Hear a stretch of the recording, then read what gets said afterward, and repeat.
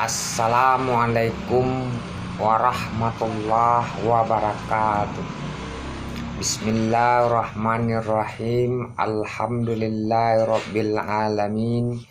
Allahumma shalli ala sayyidina Muhammadin wa ala alihi wa sahbihi ajmain. Kawan-kawan yang saya hormati, kita coba untuk melanjutkan pembahasan dalam rangka memahami hidup dan kehidupan yang telah Allah berikan, di mana kita semua sedang menjalaninya saat ini. Sebagaimana yang telah kita bahas sebelumnya, bahwa kehidupan yang Allah ciptakan terdiri dari dua sisi. Ada baik dan buruk, ada benar dan salah, ada yang hak dan ada yang batil. Seiring dua sisi kehidupan Allah ciptakan, Allah turunkan petunjuk hidup Al-Quran sebagai pedoman, di mana di dalamnya ada perintah dan larangan. Bagai rambu-rambu dalam sebuah perjalanan, ada perintah untuk jalan atau tetap berjalan di atas jalan itu, jalan yang benar, jalan yang lurus, jalan yang akan menyampaikan kepada akhir perjalanan, yaitu Allah dan keridhaannya. Dan ada rambu-rambu atau tanda larangan, dilarang memasukinya atau lewat jalan itu, karena jalan itu akan membuat kita tersesat atau salah jalan, sehingga tidak sampai pada tujuan yang diinginkan. Dari kedua jalan yang telah Allah bentangkan, dan Allah telah pasang pula rambu-rambu sebagai petunjuk jalan, yaitu berupa perintah dan larangan. Perintah untuk dilaksanakan, ditempuh, dan dilalui, sedangkan larangan untuk ditinggalkan atau tidak dimasuki atau dilalui. Dari sinilah bermula atau berawal ujian keimanan. Apakah petunjuk ini bisa dipercaya atau sebaliknya? Barang siapa percaya, beriman terhadap petunjuk yang Allah berikan, dan berusaha keras untuk melaksanakannya sesuai aturan yang telah ditetapkan, berarti dia telah beriman kepada Allah, Sang Pemberi Petunjuk. Begitupun sebaliknya. Barang siapa yang tidak mau melaksanakan aturan yang telah ditetapkan Allah dan tidak berusaha untuk itu, berarti dia tidak beriman atau kafir. Kawan-kawan sekalian, surat Al-Fatihah atau Al-Fatihah merupakan Ummul Quran yang terdiri dari 7 ayat. Jika Al-Fatihah disebut Ummul Quran atau ibunya Al-Quran, berarti darinya lah lahir 6.666 ayat, 30 juz, dan 114 surat yang ada dalam Al-Quran seluruhan. Dan dua ayat terakhir dari surah Al-Fatihah yang berbunyi ihdinas siratal mustaqim siratal ladzina an'amta alaihim ghairil maghdubi alaihim waladdallin. Tunjukilah kami jalan yang lurus, yaitu jalan orang yang telah engkau beri nikmat, bukan jalan orang yang engkau murkai, dan bukan jalan orang yang sesat. Oleh karena itulah dapat diambil kesimpulan, Al-Quran memang petunjuk hidup dan pedoman dalam menjalani hidup ini, agar kita dapat berjalan di atas kebenaran atau menempuh jalan yang benar, jalan yang lurus, jalan yang telah diselamatkan, yang disebut dengan Islam, dan orang yang menempuh jalan itu akan aman yang disebut dengan orang-orang yang beriman. Jangan engkau mati sebelum Islam secara kafah menempuh jalan itu secara keseluruhan, atau dengan kata lain sampai kepada tujuan, yaitu Allah dan keridhaannya. Jadi tak ada waktu di dunia ini untuk berleha-leha. Kita mesti berpacu, berlomba dalam kebaikan dan takwa di atas jalan keselamatan hingga pada akhirnya sampai pada tujuan. Dan Al-Quran ini sebagai pedoman dan petunjuk jalan yang telah Allah turunkan. Demikianlah kitab Zalikal Kitabul La Raiba Fihi Hudal lil Muttaqin. Demikian kitab Al-Quran sebagai petunjuk bagi orang atau sebagai petunjuk hidup bagi orang-orang yang beriman, yaitu orang-orang yang patuh dan taat melaksanakan perintah dan mengikuti petunjuk Allah. Akini bahku ndak banyak orang yang memakai atau mentaati petunjuk Allah atau ajaran Islamku. Karena kebanyakan manusia di dunia banyak yang tak beriman kepada Allah. Karena orang yang beriman Allah katakan ila qalila, sedikit sekali. Di kebanyakan manusia kafir kepada Allah atau tidak beriman kepada Allah, sehingga nyobalah aturan hidup seorang-seorang atau pakai petunjuk seorang-seorang. Fala tuti'il kafirin, jangan engkau ikuti orang-orang kafir itu atau aturan orang-orang kafir itu, petunjuk orang-orang kafir itu. Wajahidhum bihi, dan berjihadlah terhadap mereka dengan Al-Quran. Jihadan kabira, dengan jihad yang besar. Kul innal huda hudallah, dan katakan sesungguhnya petunjuk hidup itu hanyalah petunjuk Allah. Jadi kalau ada orang nan magi tahu tentang petunjuk hidup, berarti petunjuk hidup itu adalah petunjuk Allah atau datang dari Allah. Kan mau itu logikanya. Yang jadi persoalan, apakah benar petunjuk hidup dan nyoage tahu tuh benar-benar datang dari Allah, atau nyobe surang nyopakai nama Allah. Dan itulah gunanya petunjuk awak uji, awak lalui, sehingga awak percaya beriman kepada Allah dan Rasulnya, atau beriman kepada apa yang dikatakan Allah dan Rasulnya dengan iman dan subhananya. Karena awak lalui, awak alami sendiri. Jadi iman kosamo jami harus diuji dulu, diproses dulu. Dan beko kecekawan batu ku ada amehnya, sungai ku bameh, untuk mendapat ameh di batu atau di alam, baik di batu atau di alam, itu diuji dulu, diproses dulu. Aduh amehnya atau indah, kondak beko kecewa. Hari habis piti tandeh ameh tak dapat.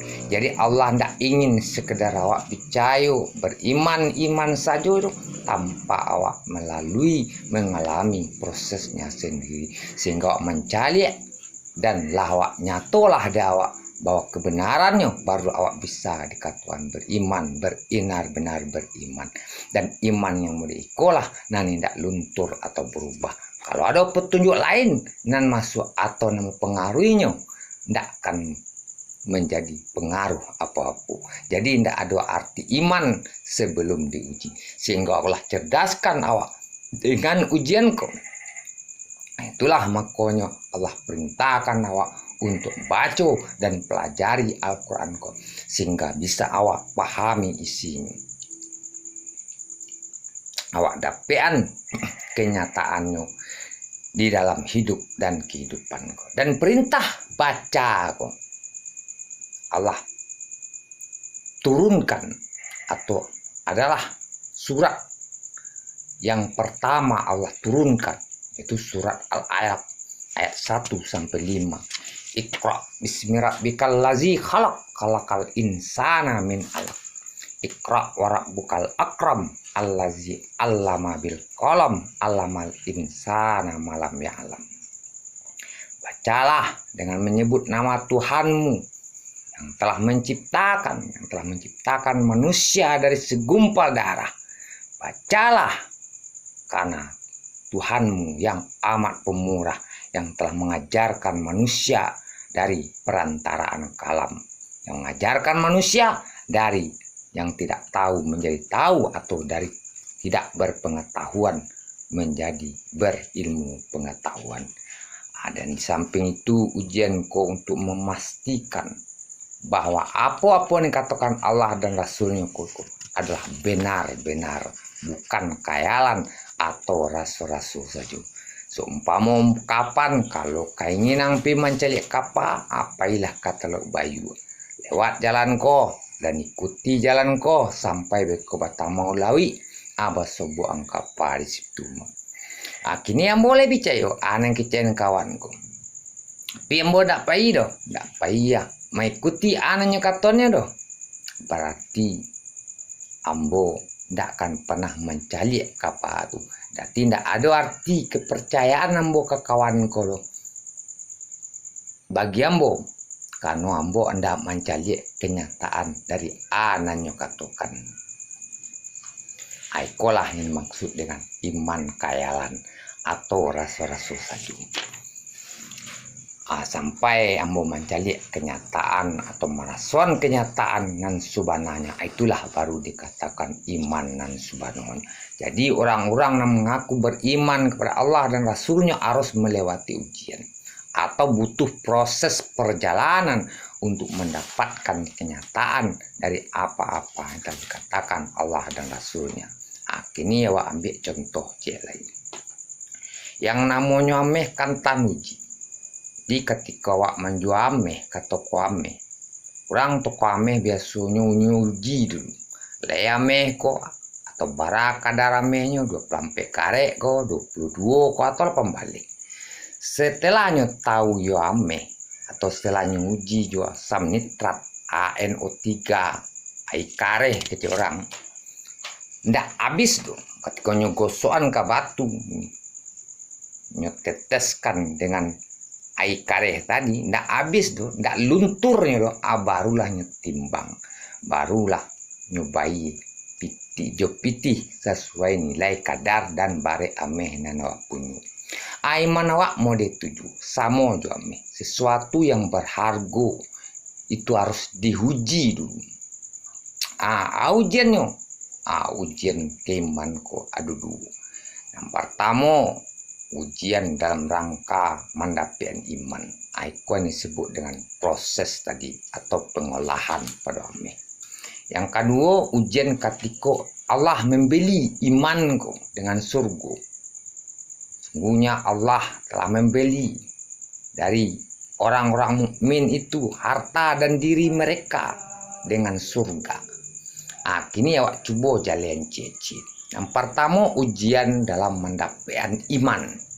Sama jo mendapatkan ameh tadi. Harus awak ikuti petunjuknya, prosesnya dari awal sampai akhir.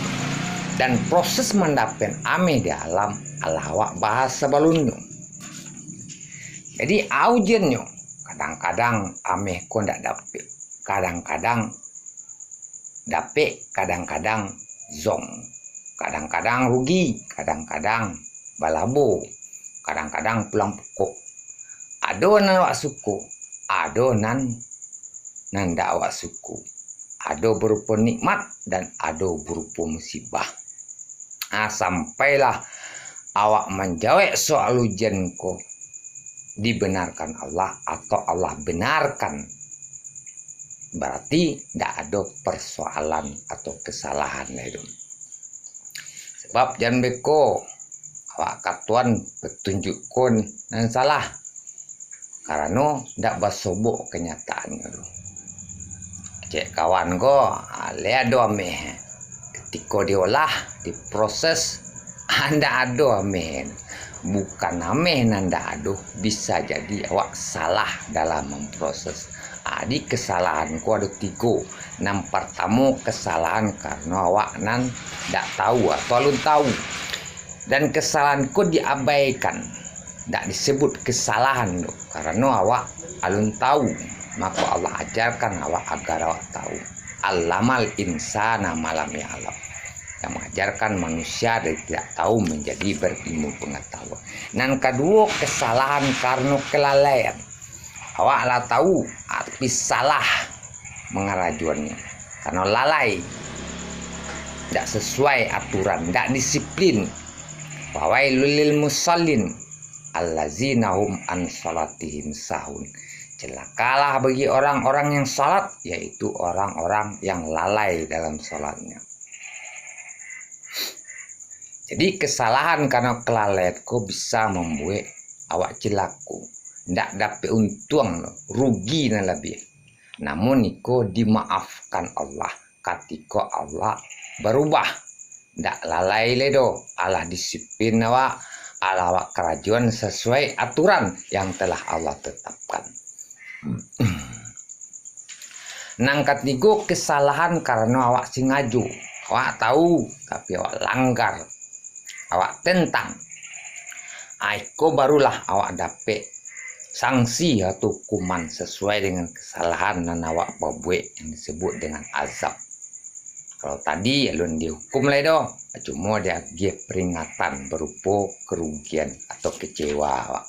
Ndak dapet nilai, ndak ada balasan dari anak bapak buat tadi tu. Yang dapet sama ada puasa. Tapi banyak orang puasa yang dapet awih je lapar sini. Yang ketiga lagi adalah tadi ujian dalam mendapat iman. Yang kedua lagi ujian ketika Allah membeli iman dengan surga. Jangan engkau mengira atau apakah kamu mengira akan masuk surga sebelum kamu datang cobaan kepadamu sebagaimana yang dialami orang-orang terdahulu sebelum kamu. Mereka digoncang dengan berbagai penderitaan, malapetaka, kemelaratan. Sehingga berkatalah Rasul dan orang-orang beriman bersamanya, kapan pertolongan Allah? Katakan, sesungguhnya pertolongan Allah itu dekat. Jadi kalau dicontohan kami, tadi balik, ketika orang toko ameh membali ameh dari seseorang, ameh nan nyubali itu nyuji dulu. Gunanya yang pertama memastikan basoi koyo ameh, nan kedua untuk mengetahui kadar amehnya, nan ketiga untuk mengetahui baiknya. Sehingga dari itu semua dapat diambil kesimpulan bara harga nan harus dibayar untuk membalik ameh tadi. Itulah nilai surga nan nyodapean. Sesungguhnya Allah telah membeli dari orang-orang mukmin baik diri maupun harta mereka dengan memberikan surga untuk mereka. Dengan catatan mereka berperang di jalan Allah sehingga mereka membunuh atau terbunuh sebagai janji yang benar dari Allah di dalam Taurat, Injil, dan Al-Quran. Dan siapakah yang lebih menepati janjinya selain Allah? Maka gembirakanlah dengan jual beli yang telah kamu lakukan itu. Dan demikian itulah kemenangan yang agung. Di sinilah ujian akhir dari pelajaran kehidupan yang Allah berikan. Atau di sinilah letak puncak amal dari perjalanan kehidupan yang kita lalui atau lewati untuk sampai kepada tujuan yang kita inginkan, yaitu Allah dan keridhaannya. Balasan mereka, disituan mereka adalah surga yang mengalir sungai-sungai di bawahnya dan mereka kekal di dalamnya selama-lamanya. Allah ridha terhadap mereka dan mereka pun ridha terhadap Tuhannya. Yang demikian itulah balasan bagi orang-orang yang takut pada Tuhan. Siapakah mereka itu? Mereka itulah orang-orang yang bertaubat, yang selalu memuji Allah, yang mengagungkannya, yang mengembara untuk mempelajari, memahami ilmu kehidupan dan mengajarkannya, yang rukuk dan sujud, yang menyuruh yang ma'ruf dan mencegah perbuatan mungkar dan memelihara hukum-hukum Allah dan menegakkannya atau dengan cara menegakkannya dan menjalankannya sesuai aturan yang telah Allah tetapkan sebagaimana Rasulullah Muhammad Sallallahu Alaihi Wasallam contohkan. Dan gembirakanlah orang-orang yang beriman itu. Jadikanlah jaleh jawab kini bahwasanya hidup di atas dunia kok bukan untuk main-main, melainkan untuk satu tujuan yang benar, yaitu mendapatkan iman dengan melaksanakan Islam. Mudah-mudahanlah apa yang kita sampaikan atau kita bahas pada kesempatan ini ada kebaikan dan kemanfaatan bagi kita semua. fa'tabiru ya ulil absar la'allakum turhamun. Assalamualaikum warahmatullahi wabarakatuh.